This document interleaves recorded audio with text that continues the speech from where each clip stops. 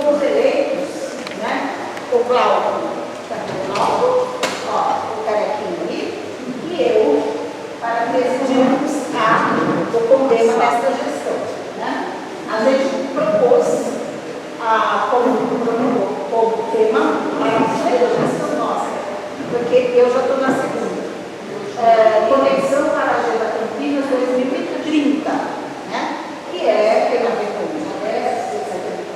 Mas essa ação nossa específica é da Câmara Técnica de Saneamento. Quando a gente já tem bomba aí de 18 anos, precisa ser mudado. Vai nas costas. Então, fico à vontade para vocês me perguntarem. Então, é o seguinte, graças a Deus. Então, nós fomos, a Emília e eu, fomos primeiro, no sábado, lá, conhecer aquilo que preparou o pessoal do Jardim Minas. E muita energia boa. No dia seguinte, era domingo, nós fomos até um grupo lá no Parque Prata, aflitíssimo, porque vão construir, ou já estão construindo, já estão construindo numa área que vai prejudicar a tal chamada mina de ouro. Né? Então, a gente começou, a Emília é a presidente da Câmara Técnica de Saneamento, você viu isso aí? Do Condema. Né? Nós temos os grupos que atuam em algumas áreas. A Tereza, por exemplo, é nossa conselheira, e ela faz parte, como é que eu vou dizer, muito intensa da comissão de arborização. A gente pode ser muito intensa e por enquanto não conseguimos quase nada, mas a gente continua, né, Tereza? Sim, com certeza. Por favor, quem está mexendo aí? A professora Elida, depois eu vou aí para você, tá? Então a gente inventou esse nome, Articula Campinas, porque descobrimos que há muita gente trabalhando em pequenos coletivos dispersos aqui e aqui, pela cidade toda, na verdade cobre, ou municípios, e onde não tiver, nós vamos provocar, né, para articular Campinas nessa direção de nós protegermos as nascentes, protegermos as matas, e se começarmos pelas pessoas, eu sou professora, não é professor? Mas professor gosta de ver as coisas brotando dos alunos, não é verdade? Então, se a gente traz as pessoas para pensarem, é muito melhor do que a gente inventar por eles. Porque aí cada um fica dono daquele saber e vai se sentir muito valorizado. Isso aí serve para mim e serve para cada um de nós. Né? Então, isso aqui é um ponto do tal construtivismo que alguém falou lá atrás, chamava-se feminismo. Né? Muito bem. Então, eu quero já agradecer, o Roberto, nosso amigo, Roberto Galiani. Ele é publicitário, é isso que é? Você é publicitário? Publicitário. Então, ele já é nosso amigo há muito tempo.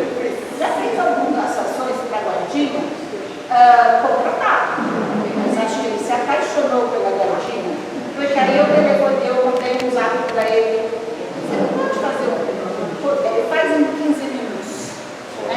Aí eu mostrei, ele mandou eu achei que estava pornográfico. Como ele é meu amigo, eu falei para ele, era uma nascente meio pornográfica. Aí ele fez outro. Aí eu achei a foto, mas ele fez em 15 minutos uma coisa que é a surpresa no final. Então ele fez isso, convidamos você para conhecer a luta dos coletivos. Tem gente aqui que talvez não pertença a um coletivo, mas a gente vai usar esse trabalho para ampliar.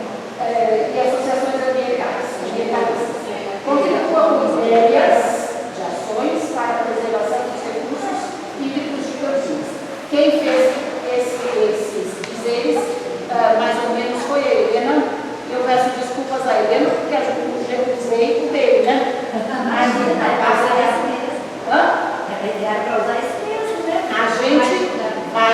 trabalhando. E aqui, eu não consegui escolher entre os dois. Eu achei que isso daqui é importante, porque está na mão das crianças e está na mão de todos nós fazer essa proteção, ou porque a gente precisa dessa água, ou porque então nós vamos poder, por favor, passando só para explicar rapidinho, que eu não quero gastar, por que é a Guardinha? Então, porque a Guardinha tem um sítio chamado Sítio Santa Rita, onde a gente tem que eles inventaram nessa época também, é graça, aprender com a vida. Porque a gente tem uma lagoa soleada lá, mas a gente já fez a composição das matas ciliares, então, por isso que eu estou lá no convênio, vocês vão achar esquisito, o que está fazendo a Guardinha dentro do convênio, mas essa é a relação que nos movimenta para lá. Então, isso. Continua, por favor. Acabei agora é Emília. E eu vou para o lugar dela. Não pode deixar que eu ela agora, a Emília, então, é a presidente, chama presidente do regimento interno, tá? Na Câmara Técnica de Saneamento e Segurança Hídrica. Se vocês não conhecem a Emília é professora da Unicamp, tem todas as letrinhas que se tem a ver, quando faz a carreira acadêmica, né? E a gente vai, ela é a presidente porque ela tem domínio grande e história nesse domínio desse conteúdo. Então, essa apresentação que ela vai fazer é um pouco trazer para nós qual foi o histórico de cuidados com a água de Campinas e para onde nós estamos indo. Tá bom?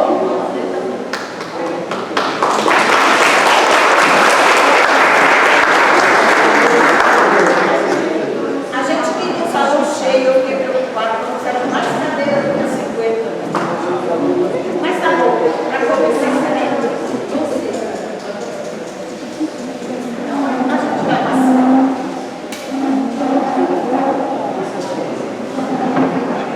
Deixa eu ver, quem está aqui é do conselho. O Wagner também é. O Wagner é pela Aplicando, que é a Associação dos Docentes da Aplicando. Tem Cláudio, que é pelo ciclo ativo, né? Ciclo ativo, fala do ciclo ativo para eles, é importante. Tem aí ou aqui? É aqui. Vai lá, vai tudo. Nós estamos fazendo boa. Então, o Cláudio é do ciclo ativo e é nosso vice-presidente atual, vou conversar com o Mota. Bom dia. Bom dia. Bom dia. Eu sempre achei que a questão ambiental, desde moleque, eu sempre achei que quando eu era moleque não era questão ambiental, era o mato, o verde, a natureza, um técnico assim. Mas eu sempre achei, eu tive um grande respeito e me senti muito bem nesse ambiente.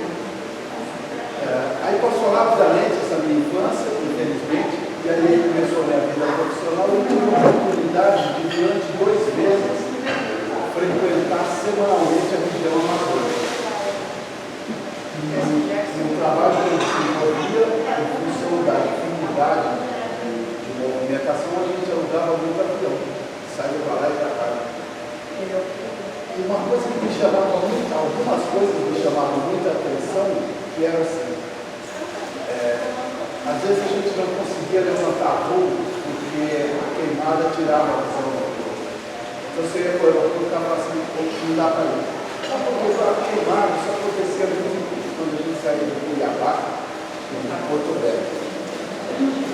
Quando a gente sobrevoava, era muito impressionante você estar ali dentro de um avião pequeno e de repente vinha aquele facho de luz que era o reflexo do sol em cima do meio. Como eu estava indo sempre no mesmo lugar, eu estava sempre acompanhando a paisagem. Durante esses 2 anos eu observei uma coisa que eu vi na faculdade, mas que eu achei meio estranho e não botei muita fé, que era um livro fala sobre liderando os rios, né? Os rios iam fazendo isso, que com o tempo eles iam mudando o caminho. Ah, legal, tá, vai cair na prova, vamos estudar. Mas quando eu comecei a sobrevoar, eu comecei a perceber a verdade daquilo, porque você começava a ver uma vegetação diferente surgindo onde o rio abandonou o meio e começou a fazer um caminho novo. Então você começou a levar alimentação para um lugar novo, vida para um lugar novo, reciclar o viver no lugar novo. E a minha grande tristeza foi numa das minhas últimas viagens, o rio Guaporé, que faz divisa Brasil e Bolívia, que eu tive a oportunidade de nadar nesse rio junto com alguns índios, ver o tal do outro. Foi uma experiência de vida fantástica, uma cidadezinha chamada Costa Marques, que na época não tinha energia elétrica, não tinha telefone, não tinha nada, mas foi uma experiência muito marcante. E quando eu sobrevoei aquele rio pela última vez, eu percebi que o rio estava claro. Ou seja, o desmatamento estava acabando com a cara do rio. E aquilo me impactou muito. E a empresa que eu trabalhava ficava em São Paulo, às margens do rio Tamanduateí, que é um rio poluído, canalizado. E todo dia eu saía para almoçar, era um prédio muito grande, eu saía para almoçar. E depois do almoço eu dava uma volta nesse prédio. E as pessoas que eu trabalhava começaram a andar também em volta desse prédio. E a gente começou a conversar a respeito disso. E isso começou a me tocar demais. E depois eu apenas comecei a usar a bicicleta, viajar de bicicleta. Você tem experiência muito interessante, você está no contato com a natureza. A diferença entre você viajar de bicicleta e viajar de carro é a diferença entre você assistir um filme no cinema e assistir uma peça no teatro. Você interage muito mais. Isso me despertou mais ainda a questão da natureza. E o fundamental que eu descobri nesse tempo todo, e eu vou encerrar por aqui, que não tem mais tempo, é que assim, a grande verdade é que durante o período eleitoral, e a gente tem que politizar essa conversa mesmo, durante o período eleitoral a gente vive um oásis de promessas de ser candidato. E depois de eleito a gente vive um deserto de realizações de quem foi eleito. E aqui eu não generalizo, não crio a particularização de dizer que é tal pessoa, não é generalizada, eu sei que tem políticos excelentes, muito bons. E a única maneira de a gente continuar tendo a perspectiva de nós que somos carecas e de cabelo branco, temos uma qualidade de morte, e proporcionarmos aos que vêm depois da gente uma qualidade de vida, nos unidos. Só tem um jeito da gente ficar aqui. É um porque sozinho a gente vai cair. Então acho que hoje a Maria Helena está lançando essa semente, ela foi para lá, mas eu quero de novo reiterar o meu agradecimento por ter a oportunidade de trabalhar numa chapa que ela aumentou. Isso me engrandeceu, me deixou muito feliz, aumentou a minha admiração por ela. Mas como eu sou Mas o único jeito é esse. Como eu sou bem, eu acho que nós já temos pelo situativo uma ação possível, porque eu sou bem de inventar na roda da hora, que é um dia a gente fazer um passeio ciclístico de um coletivo para outro. Vamos pensar quais serão possíveis na construção que a gente fizer. Na questão da ciclomobilidade, na movimentação, é uma questão eu gostaria que todo mundo favorecer. Fala, Gabriel. Gabriel faz um trabalho fantástico de ciclomobilidade, de ação social na região do Campo Grande. É uma pessoa que eu admiro muito.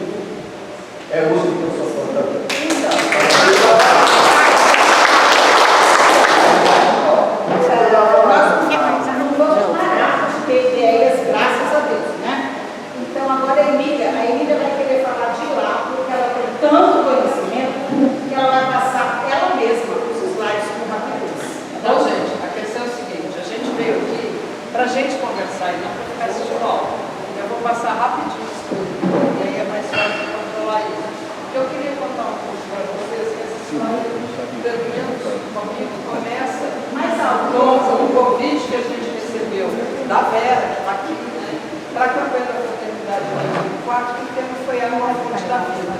E a gente foi trabalhar isso na cidade. A gente andou por essa cidade, aliás, pelo município inteiro, né? E na época, a principal coisa que a gente é que quando você olha o planeta, ele é azul, né? Então quer dizer que tem muita água, mas ao mesmo tempo a gente está sempre o tempo todo preocupado com água doce. Só que a proporção desse planeta entre água e terra é essa. E quando a gente vai brincar com a água, com aquela parte do livro desse água, a água doce só tem esse pedacinho. A água doce que está na atmosfera do continente, só isso. A água doce que está na água subterrânea e na água superficial que a gente usa, é essa faixinha. A água superficial é só isso. Portanto, quando você olha para o planeta, o que você tem de água em relação à Terra é isso. Então, preocupar com a água, que nós somos 70% do corpo de água, é mais do que fundamental. Tá? Tem muito pouco em relação ao que tem de terra no planeta. Bom, e aí quando a gente olha para o mundo, se vocês verem a distribuição do mundo, que é isso que está aqui, ó, esse pedaço de pizza aqui é a água que tem no Brasil. A gente tem água pra caramba, né? Ó, se você olhar esse outro pedaço aqui em relação à América, nós somos o país que mais tem água nas Américas, né? E essa é a nossa distribuição. Então a gente é um país de rios, tá? Que uma política de fazer produção de energia a partir dos rios fez com que um país que era todo navegável deixou de ser navegável. E ao mesmo tempo, a gente pode passar.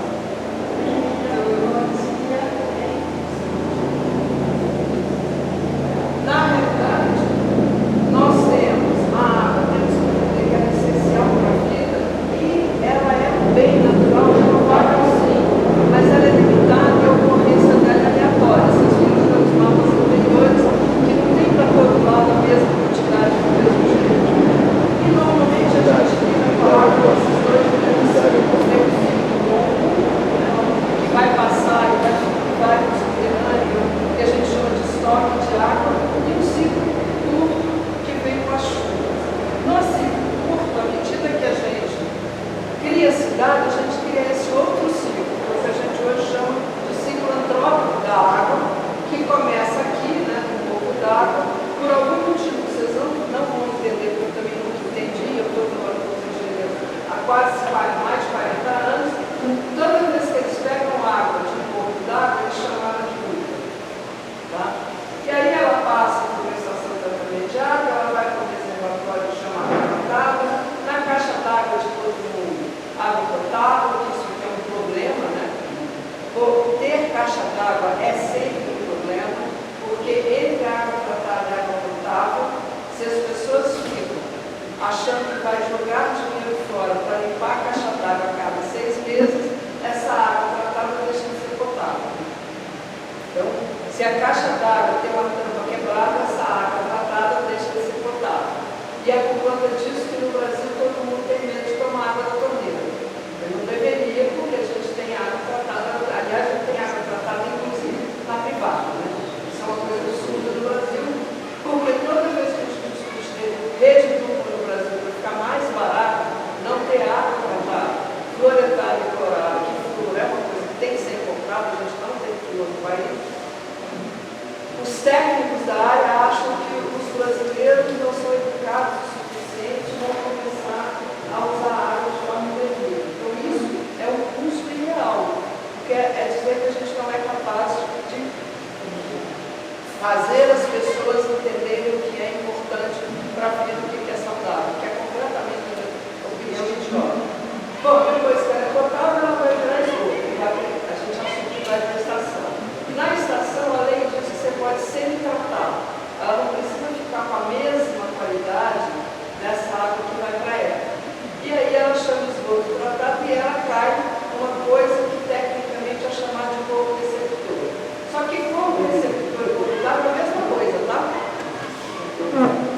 E entende que assim, tem uma coisa que acontece aqui assim, ó. Quem trata a água para te dar água tratada vai tratar quimicamente. Quem trata esgoto para colocar no corpo receptor trata biologicamente. E isso é um problema. Quando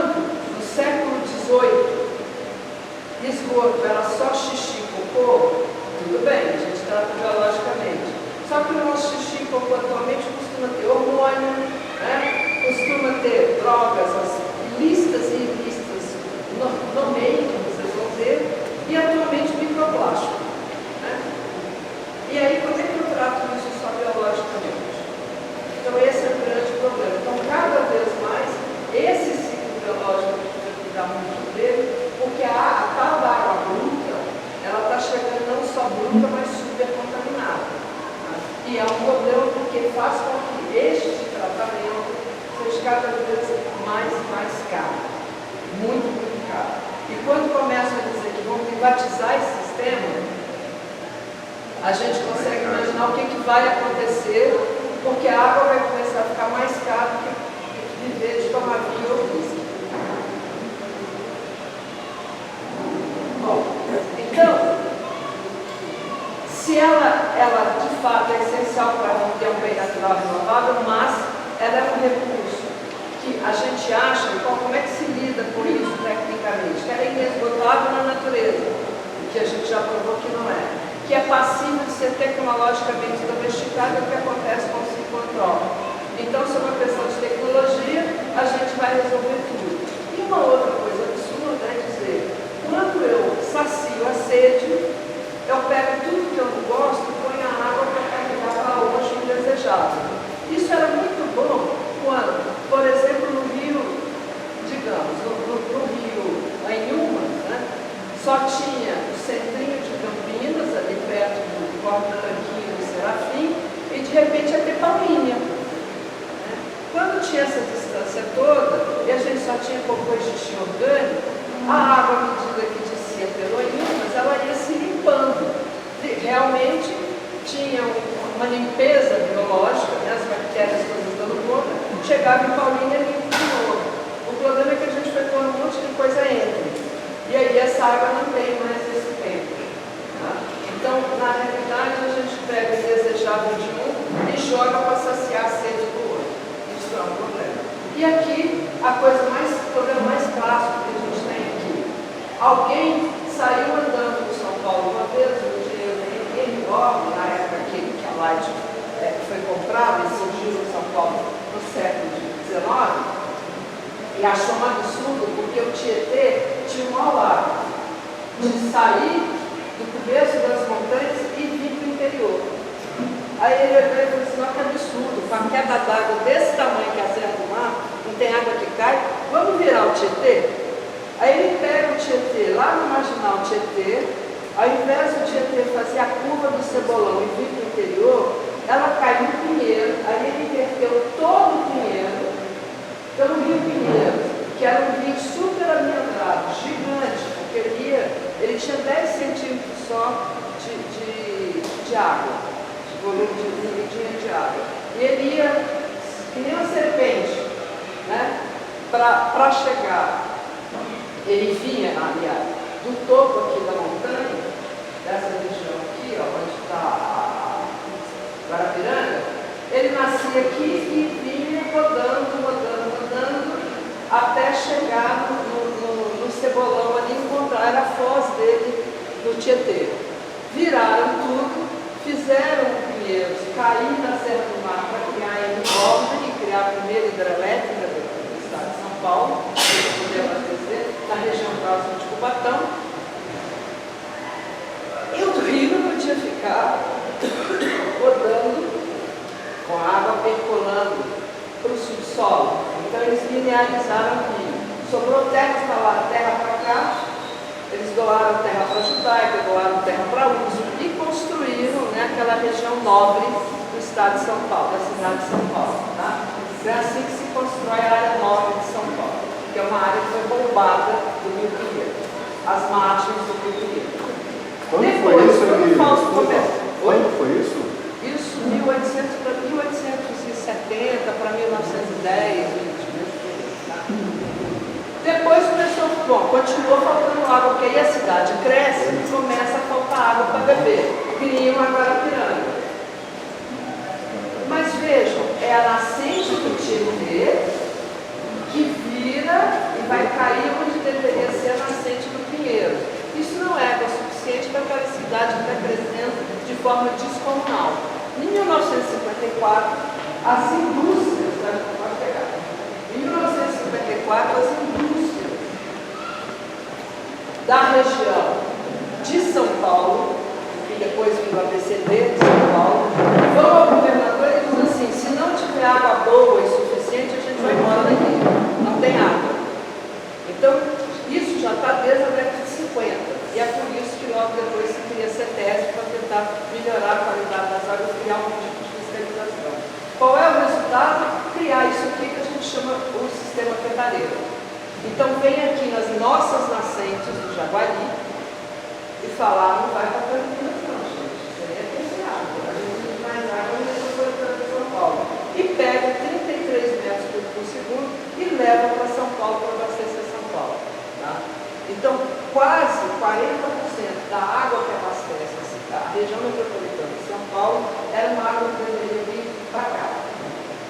Então, o que vai acontecer com a gente aqui? Quando a gente começa também a se industrializar, que seja Jundiaí, São Paulo, Campinas, Piracicaba, falta água. Tá? E é por isso que é o primeiro lugar no Brasil que se cria um consórcio de bacias, que a partir das prefeituras é o único consórcio de bacias no Brasil que não foi criado no Estado produzido. Ele é criado no município das grandes indústrias do Estado de produzir água. Tá? Então o consórcio PCJ surge assim, por isso tem algumas diferenças na forma de trabalhar. Então, ou seja, quando você vai criando cidade, você tem que ter muita água para a gente usar, muita água tem que correr para levar o que você quer, muita água tem que ser limpada na próxima cidade que aparecer. E aí surge o grande paradoxo do ciclo da água. Né?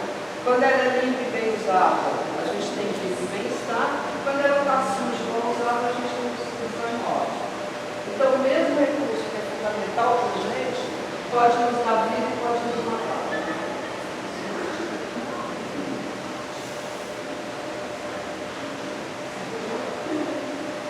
Então, entendam que essa história de achar que a água é inesgotável, essa outra história de achar que basta localizar a tecnologia adequada que a gente cria, e agora então essa tecnologia tem um outro nome, né? Soluções mapeadas da natureza, ou então infraestrutura verde, como se isso fosse suficiente para dar conta da complexidade que é a natureza. A gente vai ter sim uma civilização de altíssimo impacto físico. Então, não, isto não vai fazer, se a gente não pensar nisso de frente, a gente jamais vai ter nada sustentável. É impossível tirar uma civilização sustentável com isso. E um pouco para ver que o recurso natural ele não é inesgotável. A gente tem que entender o recurso natural como um recurso hoje que é industrial e é escasso. Porque a água, para ficar potável, e é assim que a gente usa a água, ela passa por uma indústria. Lembra? Uma estação de tratamento é um sistema químico, é uma indústria. É um processo industrial. Né?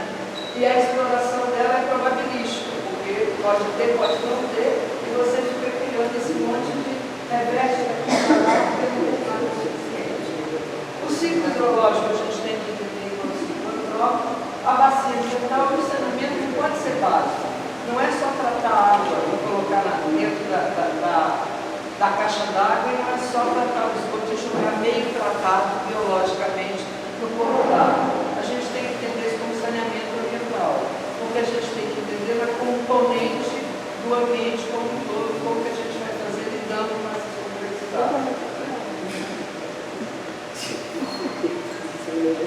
Então, mais uma questão de higiene, saúde e técnica, a gente tem uma questão ética, e é isso a respeito disso tudo que eu acho que os coletivos estão fazendo, porque a gente está discutindo aqui uma questão ética em relação ao consumo, uso e o direito que a gente tem de acesso à água. Esse mapa está velho, ele é de 2000, mas ele não mudou, só piorou. Bom, aqui é assim, ó. Quanto que tem de consumo de água por habitante no eixo vertical e qual que é a disponibilidade de água que existe no eixo horizontal. Vejam que a situação dos países no mundo, tá? E aquela parte aqui em cima é a parte onde está a escassez absoluta, crônica e o estresse absoluto de água. Né? Então vamos lá. Aqui está o Brasil, olha que delícia. Tá? Aqui está o Brasil, quer dizer, a gente está numa situação ótima. A gente tem baixo consumo por habitante e tem muita água disponível por habitante no Brasil como um todo. Aqui está São Paulo. São Paulo está na situação da Inglaterra. Tá? Esse verdinho que apareceu aqui agora. Não tem tanta disponibilidade por pessoa, mas o consumo continua baixo. Né? Aqui está o PCJ, onde a gente está. Vocês viram que ele já está passando na linha verde. A gente está um pouquinho pior que a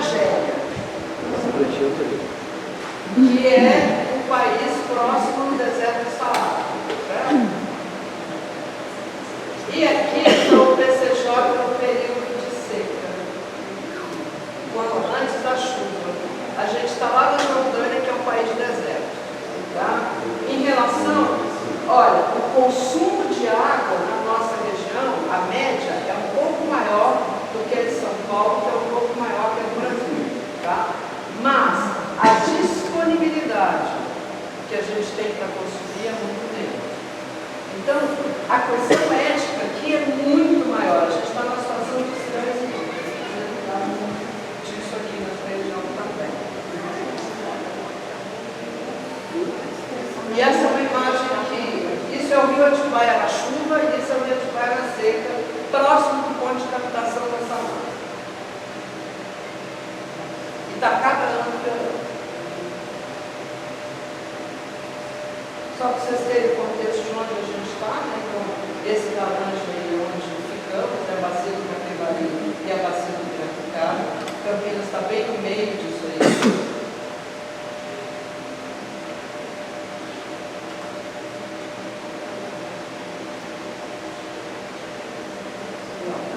Vocês verem detalhes, nessa bacia, né, desse conceito de bacia que é composto dessa bacia, a gente está bem aqui no meio, né? E vocês veem que tem algumas reversões aqui, né? O sistema Cantarela leva um pouco, do Jaguari vem um pouco, né? Do próprio Jundiaí tem um pouco de reversão, que é por isso que a cidade de Jundiaí está aqui, e a gente tem essas reversões dentro de Campinas, porque Campinas capta água, 70% da 89% da água de Campinas é captada no Atibaia, mas o esgoto de Campinas é lançado no Capivari. Isso é uma reversão, né? Emília, eu acho que hoje é 100% da água captada no Atibaia. Tem mais captação. 98% é captado. Quase 2% ainda é captado no Capivari, mas